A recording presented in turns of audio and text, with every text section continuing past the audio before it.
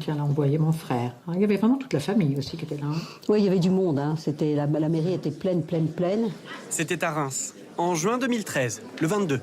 Daniel et Daphné portaient des combis de bricoleuses, pas le budget pour des robes, pas vraiment le temps non plus. La loi venait tout juste de passer. Après cette signature, je me suis dit, enfin, je suis citoyenne à part entière. Et je ne suis pas une citoyenne à moitié, suivant là où je me positionne. Et donc ça, c'était très important. Déjà 10 ans. Il y a 10 ans, l'Assemblée nationale adoptait la loi Taubira. C'est donc incontestablement un texte généreux que vous avez voté aujourd'hui. 14e pays au monde à légaliser le mariage pour les couples homosexuels. Dans la rue, des centaines de milliers d'opposants. Un père, une mère, c'est élémentaire. Très remontés. Une mère, c'est élémentaire. Demain, vous permettez tout aussi facilement le mariage polygame, le mariage incestueux, toutes les folies, tous les abus, toutes les dénaturations. Aujourd'hui, les esprits se sont calmés.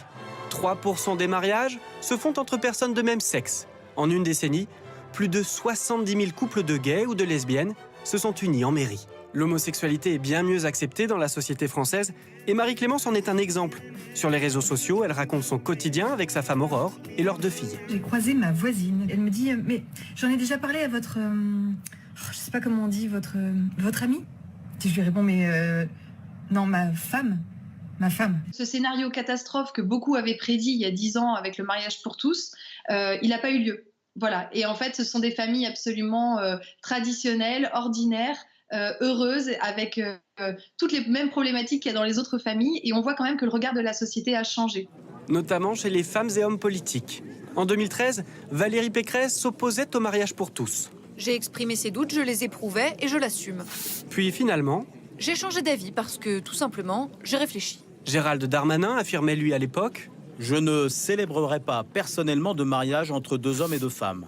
10 ans plus tard, si c'était à refaire, je voterais le texte.